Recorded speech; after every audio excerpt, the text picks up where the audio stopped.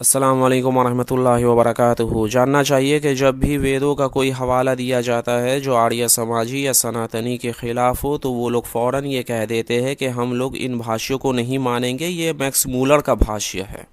सबसे पहले मैं आप लोगों को ये क्लियर कर दूं कि ये हम लोग कोई मैक्स मूलर का हवाला नहीं देते हैं, बल्कि जिन वेदों का हवाला देते हैं वो सनातनियों का वेद है और आर्य समाजियों का वेद है। सनातनियों के वेद और आर्य समाजियों के वेद में भाष्य में जो है, ट्रांसलेशन में जो है, बहुत ज़्यादा अंतर है। लेकिन हम लोगों का जो हवाला जो रहता है वो बेस है सायन भाष्य के ऊपर। महीधर और ऊवट वगैरह जो सनातनी पंडित है, उन लोगों जो प्राचीन सनातनी पंडित लोग हैं, उन लोगों के हिंदी अनुवाद हम लोग पेश करते हैं। और साथ में जो है आर्ष भाष्य, यानी कि जो दयानंद सरस्वती का किया हुआ भाष्य है, उसको पेश करते हैं। तो इसमें मैक्स मूलर कहीं से आ ही नहीं जाता। और दूसरी बात ये कि इन लोगों को मैक्स मूलर से इतना नफ़रत किस बात की है, जबकि इन लोगों के पूर्वज यूरोप के वेद ही को पढ़ा करते थे। आज ये लोग यूरोप के वेदों से काफ़ी नफ़रत किया करते हैं, लेकिन इन लोगों के पूर्वज जो है, इन लोगों को जानना चाहिए, इन लोगों को अपने पूर्वजों का जीवन चरित्र पढ़ना चाहिए। उनसे इन लोगों को पता चलेगा कि इन लोगों के पूर्वज जो है यूरोप के चाटुकार भी थे और यूरोप के वेदों को पढ़ा भी करते थे और उसी को दलील के तौर पर पेश भी किया करते थे। सबसे पहले मैं दयानंद सरस्वती का जीवन चरित्र दिखाऊंगा। ये मेरे सामने है महर्षि दयानंद चरित्र। इसके लेखक जो है बाबू श्री देवेंद्र नाथ मुखोपाध्याय है। ये किताब छपा है विजय कुमार गोविंद राम हासानंद से। ये आर्य समाजियों का पब्लिशर है। इसके अंदर जो है पेज नंबर 490 के अंदर एक पंडित का डिबेट है दयानंद सरस्वती से। उस पंडित का नाम था लक्ष्मण शास्त्री, पंडित लक्ष्मण शास्त्री। वो एक विज्ञापन देख करके आया था दयानंद सरस्वती से डिबेट करने के लिए। जब दयानंद सरस्वती ने उससे मूर्ति पूजा का ऊपर डिबेट शुरू किया और बोला कि मूर्ति पूजा को वेदों का कोई हवाला से प्रूफ करिए, तो उसने कहा कि वेदों को तो शगड़ासुर ले गया, वेदों का हवाला अब कहाँ से अपने प्रमाण में जो है प्रूफ करूं। तो दयानंद सरस्वती कहता है कि हम लोगों ने वेदों को जर्मनी से मंगाया है, इसमें से खोज करके प्रमाण दीजिए। यानी दयानंद सरस्वती के पास भी जो वेद था वो भी जर्मन का छपा हुआ था, ना कि किसी इंडियन पब्लिशर का था।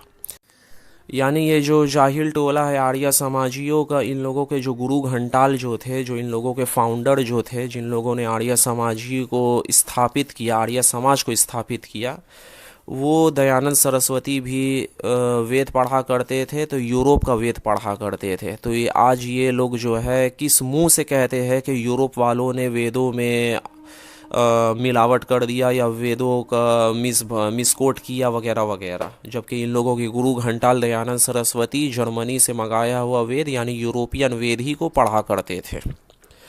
दूसरा हवाला मैं दूंगा स्वामी विवेकानंदा का।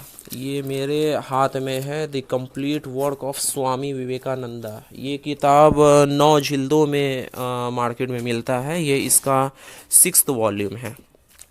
इस 6th वॉल्यूम के पेज नंबर आप देखिए 495 में, इसमें स्वामी विवेकानंदा कहते हैं, अपना इम्प्रेशन कहते हैं कि my impression is that it is Sayana who is born again as Max Muller to revive his own commentary on the Vedas. यानी कि अपना इम्प्रेशन कहते हैं स्वामी विवेकानंदा प्रकट करते हैं कि सायना जो है वो मैक्स मूलर के रूप में दोबारा पुनर्जन्म लिए है, अपने वेदा का जो कमेंट्री, अपने वेदा का जो भाष्य है उसे दोबारा रिवाइव करने के लिए, दोबारा लोगों के सामने लाने के लिए।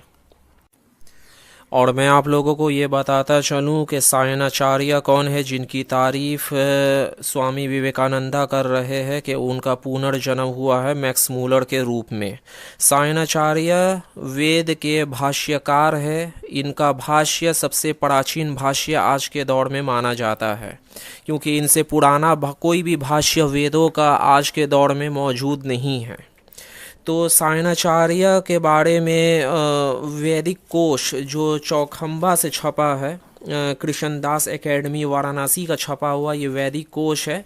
इसके प्रीफेस जो है 2 शब्द के नाम से, उसमें इसके राइटर लिखते हैं सायणाचार्य के भाष्य के बारे में कि उनका भाष्य हमारे सम्मुख ना हो तो हम वेद पुरुष की अंतरात्मा को ना देख पावे। यानी अगर सायणाचार्य का भाष्य नज़रों के सामने ना हो तो हकीकी माना जो रियल मीनिंग है वेदों का वो हमारे नज़रों के सामने ना रह पाए। यानी वेदों के भाष्यकारों में इतना बड़ा स्टेटस है सायणाचार्य का। फिर आगे स्वामी विवेकानंदा इसी पेज के आगे लिखते हैं कि even here in this country you don't find a scholar so persevering and so firmly grounded in the Vedas and the Vedanta. यानी इस कंट्री में, यानी इंडिया की बात यहाँ कर रहे हैं, कि आप कोई भी ऐसा स्कॉलर नहीं पाओगे जिन्होंने वेदा और वेदांता के ऊपर इतना ज़बरदस्त काम किया है। यानी जितना काम मैक्स मूलर ने किया है उतना काम किसी दूसरे स्कॉलर ने हिंदुस्तान के अंदर नहीं किया। फिर आगे लिखते हैं कि when I was his guest seeing the old man and his lady it seem to me that they were living their home life like another Vashishtha and Arundhati. फिर लिखते हैं स्वामी विवेकानंदा, जब मैं उनके यहाँ मेहमान रहा मैंने एक बूढ़े आदमी और उनकी बीवी को देखा और उनके घर का रहन सहन को मुझे देख करके लगा कि वो दूसरे वशिष्ठा और अरुंधति है। यानी कि मैक्स मूलर उनकी पत्नी स्वामी विवेकानंदा के नज़र में ऋषि वशिष्ठा और अरुंधति के तुल्य है। यानी कि इतना बड़ा स्टेटस है स्वामी विवेकानंदा के नज़र में मैक्स मूलर का।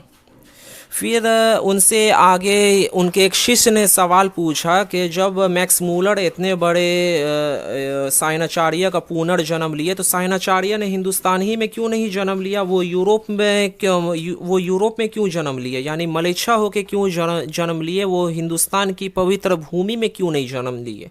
ये उनके एक शिष्य ने उनसे पूछा था। तो स्वामी विवेकानंदा ने उसका ये जवाब दिया कि अगर वो इस धरती में जन्म लेते तो उतना पैसा वगैरह और दौलत, धन दौलत वेद का प्रचार प्रसार में कहाँ से लगाते। वो आगे ये बात भी लिखते हैं कि you hear that the East India Company paid 9 lakhs of rupees in cash to have the Rig Veda published. यानी कि ईस्ट इंडिया कंपनी जो उस वक्त हिंदुस्तान में शासन कर रहा था ब्रिटिश गवर्नमेंट के तौर पर, उन्होंने 9 लाख रुपया कैश दिया था मैक्स मूलर को ऋग वेदा का पब्लिकेशन के लिए। उस वक्त का 9 लाख आज के दौर में बहुत ज़्यादा का पैसा को माना जाएगा।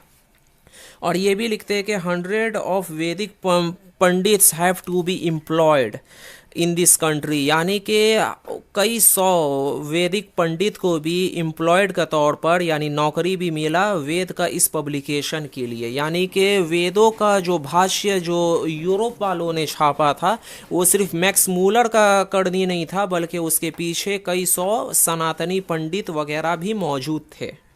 फिर आगे लिखते हैं स्वामी विवेकानंदा के Max Muller himself has written in his preface that for 25 years he prepared only the manuscripts, then the printing took another 20 years. It is not possible for an ordinary man to drudge for 45 years of his life for one publication. यानी कि Max Muller ने अपने preface में खुद ये लिखा है कि उसे मैन्युस्क्रिप्ट पूरे इंडिया से इकट्ठा करने में 25 साल लगे और उसे प्रिंटिंग के फॉर्म में लाने में 20 साल लगे। यानी कि ऋग वेदा की पब्लिकेशन में मैक्स मूलर को 45 ईयर्स लगे। तो ये किसी एक आम इंसान के अंदर इतना ताकत नहीं हो सकता कि वो 45 ईयर सिर्फ एक पब्लिकेशन में लगाए। तो इन सब चीज़ों से ये प्रूफ होता है कि दयानंद सरस्वती यूरोप का छपा हुआ वेद को पढ़ा करता था और स्वामी विवेकानंदा ने भी पेट भर करके मैक्स मूलर का और यूरोपियन स्कॉलर्स का तारीफ किया। तो आजकल के निखट्टू आर्य समाजी और उनका देखा देखी चाटुकार करते हुए सनातनी लोग जो ताना देते हैं कि ये मैक्स मूलर का भाष्य है, यूरोपियन वगैरह लोगों का भाष्य है, ये हम लोग नहीं मानेंगे, तो इसमें कोई दम नहीं है, क्योंकि इनके जो बड़े हैं दयानंद सरस्वती और स्वामी विवेकानंदा, वो दोनों जो है यूरोप वगैरह ही का वेद भी पढ़ा करते थे और उनके भाष्यकारों वगैरह का तारीफ भी किया करते थे। दूसरी बात ये कि इस वीडियो को ज़्यादा से ज़्यादा शेयर करें ताकि जो ऐसे अफवाह उड़ाते हैं कि मैक्स मूलर का भाष्य में ये सब लिखा हुआ है, सनातनियों के भाष्य में नहीं है या फिर दयानंद सरस्वती के भाष्य में नहीं है, उन लोगों को मुंह तोड़ जवाब मिल सके। अस्सलाम वालेकुम रहमतुल्लाहि व बरकातहू।